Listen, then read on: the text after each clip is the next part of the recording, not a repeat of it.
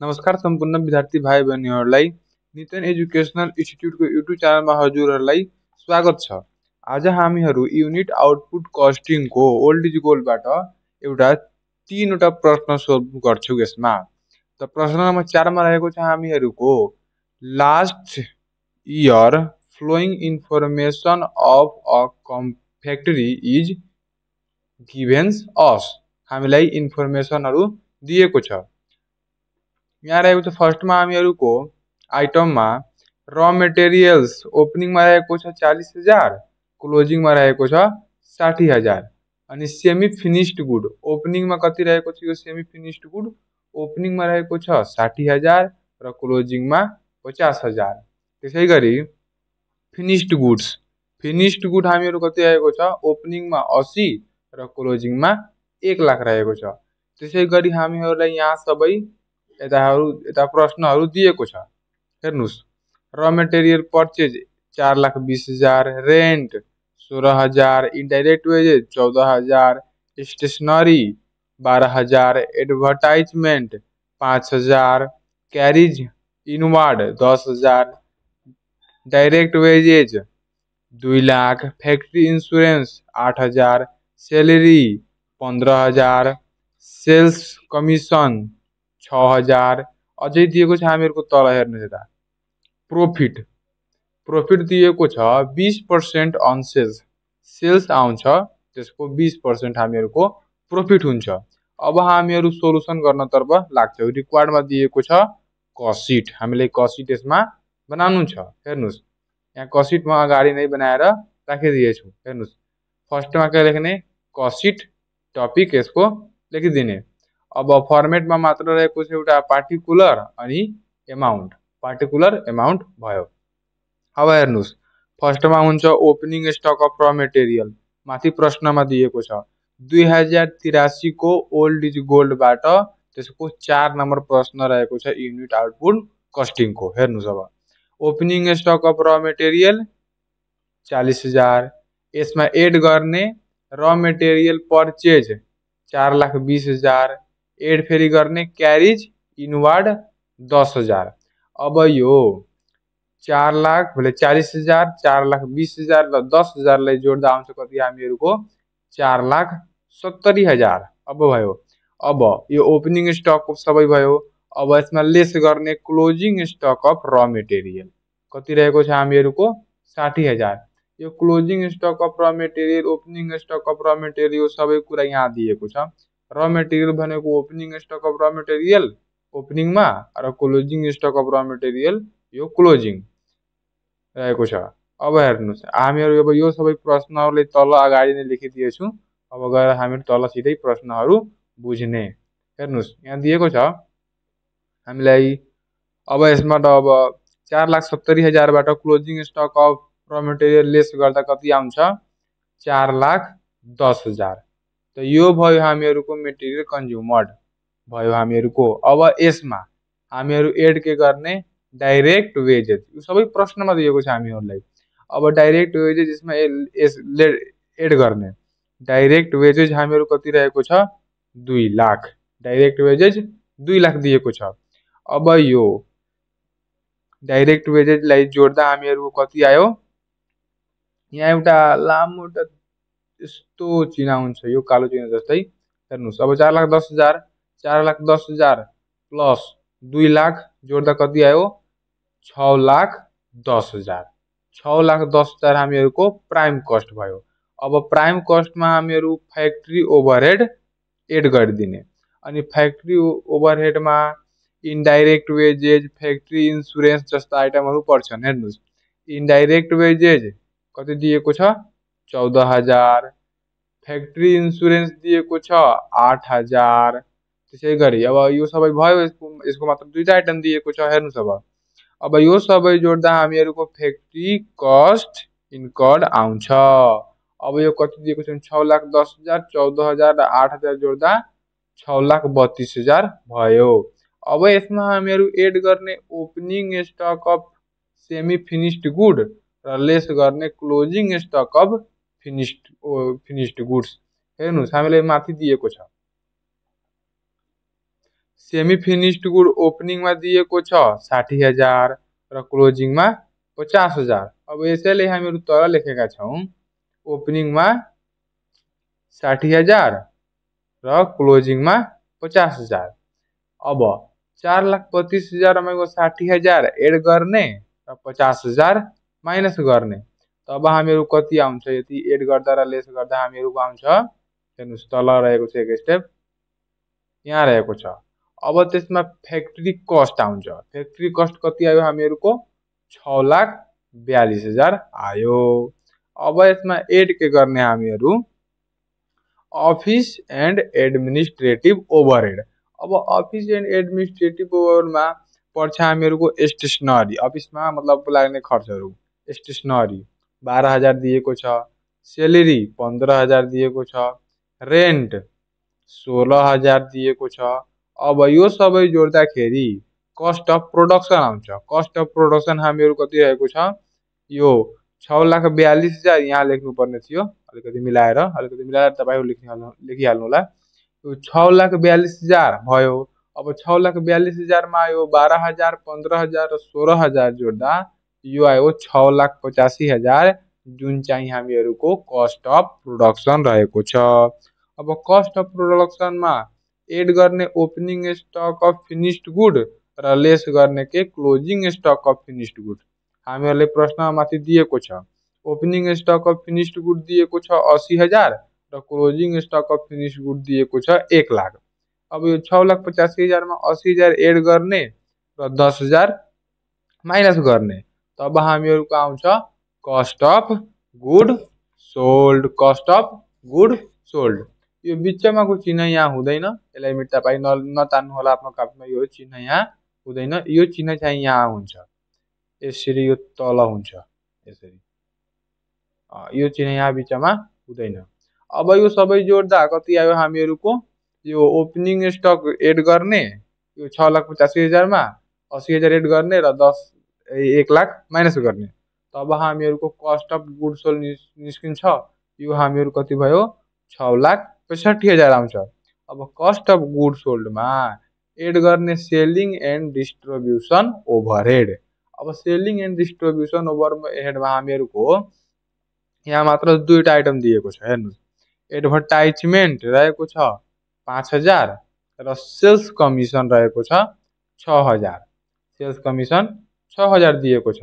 अब यो 6,65,000 मा 5,000 र 6,000 जोड्दा हामीहरू कति आयो 6,76,000 यसको आयो total cost.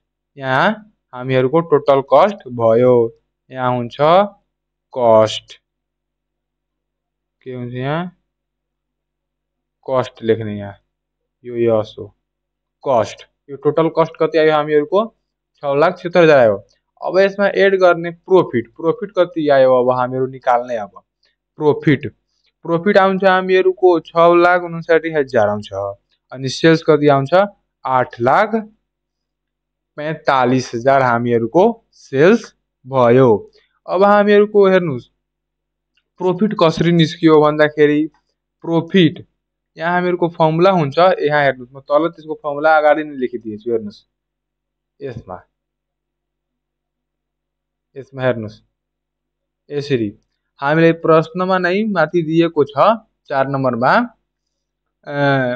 Profit 20% on sales दिएको छ। त हेर्नुस् अब यहाँ सेल्स लेखिदिने अनि टोटल कस्ट जति आयो टोटल कस्ट त्यसलाई 100 माइनस कति पर्सेन्ट आयो त्यो पर्सेन्टले माइनस गरिदिने अनि टोटल कस्ट माथि राख्ने र जति पर्सेन्ट आउँछ त्यो पर्सेन्टलाई डिभाइड गरेर 100 ले मल्टिप्लाई गरेपछि त्यो हामीहरूको आइहाल्छ जुन हामीहरूको यता सेल्स भइसकेको छ। त्यही फर्मुला लगाउने sales is equal to total cost divide by 20% minus 100% 100% minus 20% गरेर त्यही फर्मुला लगाउने अनि सेल्स आउँछ अनि सेल्स र टोटल कस्ट बिचको फरक नै हामीहरूको नेट प्रॉफिट हुन्छ। अनि यो हामीहरूको प्रश्न अब यो एउटा सोल्भ भयो। अब प्रश्न नम्बर 5 मा रहेको छ हामीहरूको क्वेशन नम्बर 5 रहेको छ हामीहरूको cost information and manufacturing company are given below. हेर्नुस् यसमा पार्टिकुलर र यो प्रश्न रहेको छ हामीको पार्टिकुलर र आरएस यता दिएको छ।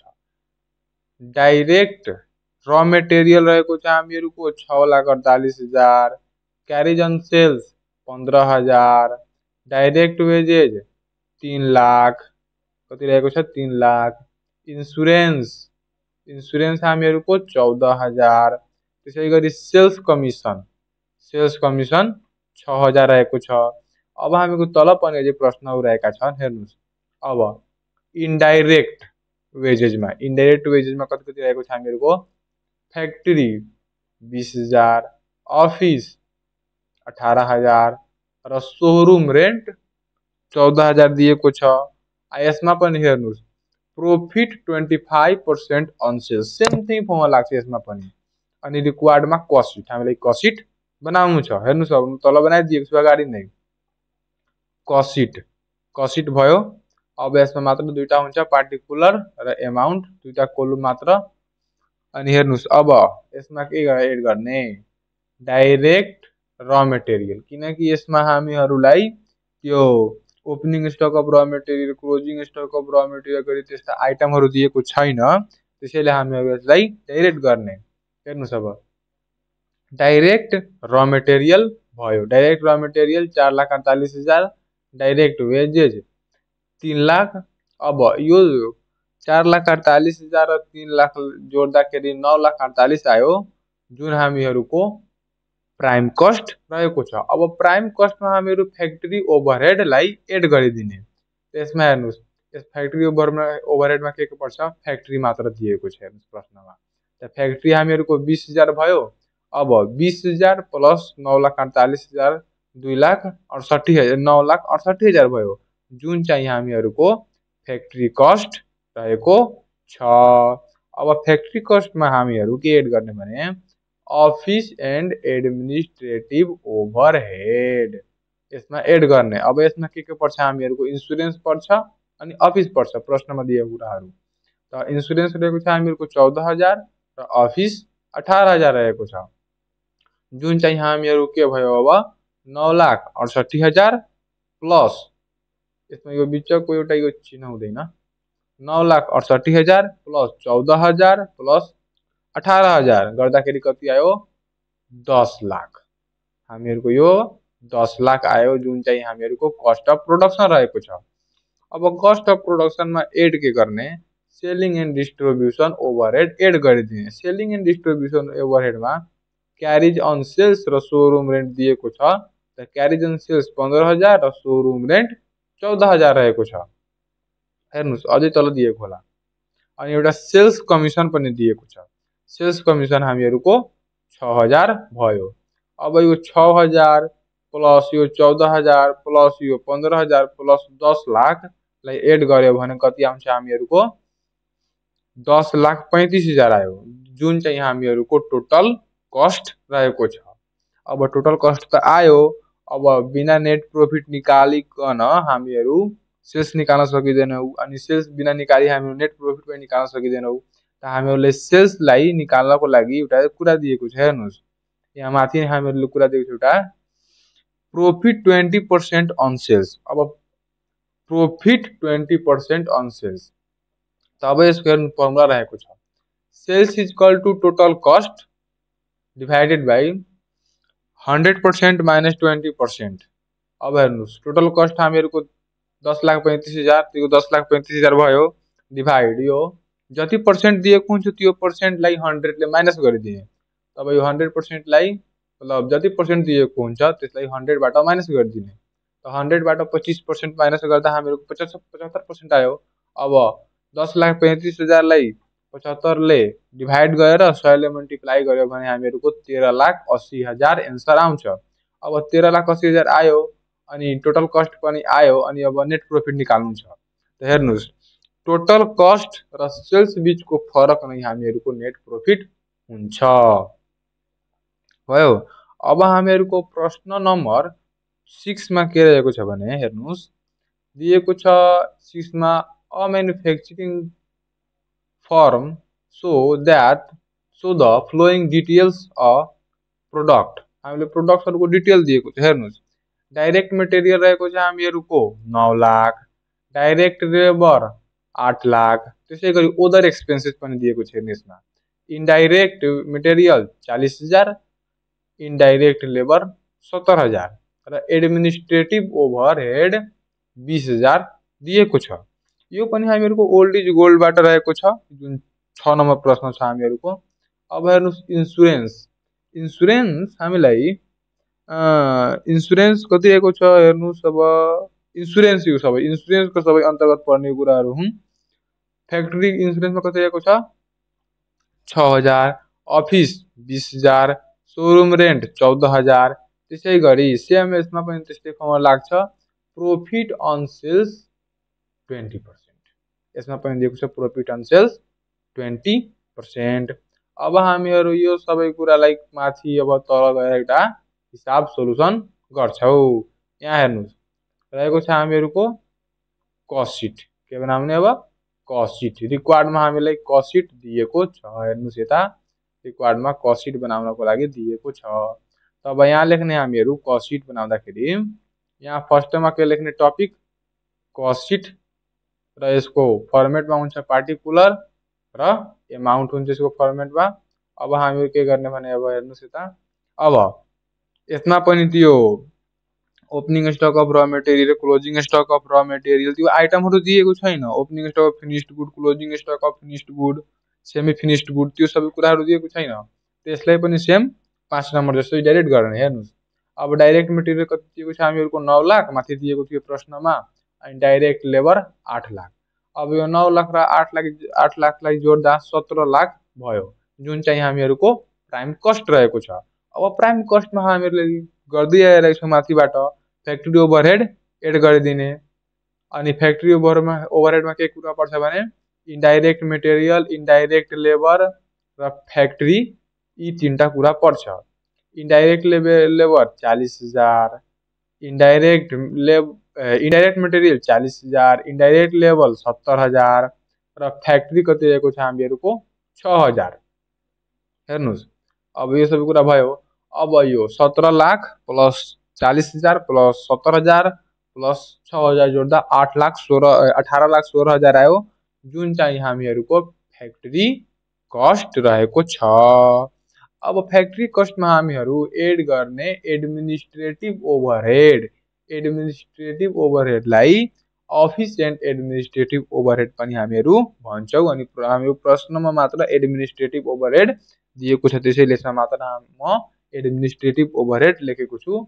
अनि selling office and administrative overhead दियो भने तपाईँ अफिस एन्ड एडमिनिस्ट्रेटिभ ओभरहेडलाई लेख्नु होला। हामीहरूको अफिस एन्ड एडमिनिस्ट्रेटिभ ओभरहेड 20,000 दिएको छ। अनि अफिस कति दिएको छ हामीहरूको अफिस पनि 20,000। अब यो 8,16,000 प्लस 20,000 प्लस 20,000लाई जोड्दा 8,56,000 आयो, जुन चाहिँ हामीहरूको कस्ट अफ प्रोडक्सन रहेको छ। अब कस्ट अफ प्रोडक्सनमा हामीहरू सेलिङ एन्ड डिस्ट्रिब्युसन ओभरहेडलाई एड गर्ने। Selling and distribution overhead add गर्ने।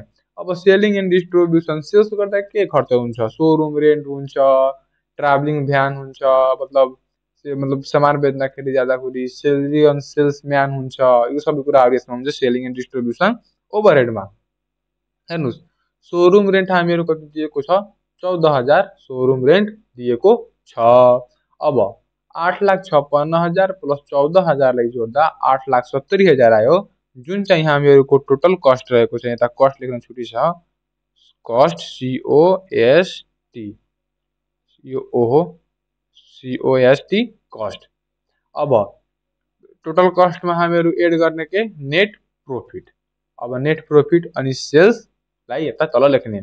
अब टोटल कस्टसम्म त गर्यो, अब नेट प्रॉफिट दिएको छैन अनि सेल्स पनि दिएको छैन भने हामीहरूलाई माथि प्रश्नमा दिएको हुन्छ। माथि प्रश्नमा दिएको छ के दिएको छ प्रॉफिट अन सेल्स 20%, म अगाडि नै भनिदिएको छु। हेर्नुहोस् अब सेम पहिलाको जस्तै गर्ने, total cost divided by 100 minus 20% गर्ने। टोटल कस्ट रहेको छ हामीहरूको 8,70,000। यता हेर्नुहोस् टोटल कस्ट 8,70,000 दिएको छ। अनि डिभाइड बाई 80 गएर इन्टु 100% गरिदिने, 100ले गुणा गरिदिने। अनि आउँछ कति हामीहरूको 23,37,500 आउँछ जुन चाहिँ हामीहरूको सेल्स रहेको छ र सेल्स र टोटल कस्ट बिचको फरक नै हामीहरूको नेट प्रॉफिट आउँछ जुन चाहिँ हामीहरूको 4,67,500 रहेको छ। अब हामीहरू अर्को भिडियोमा मिलौला।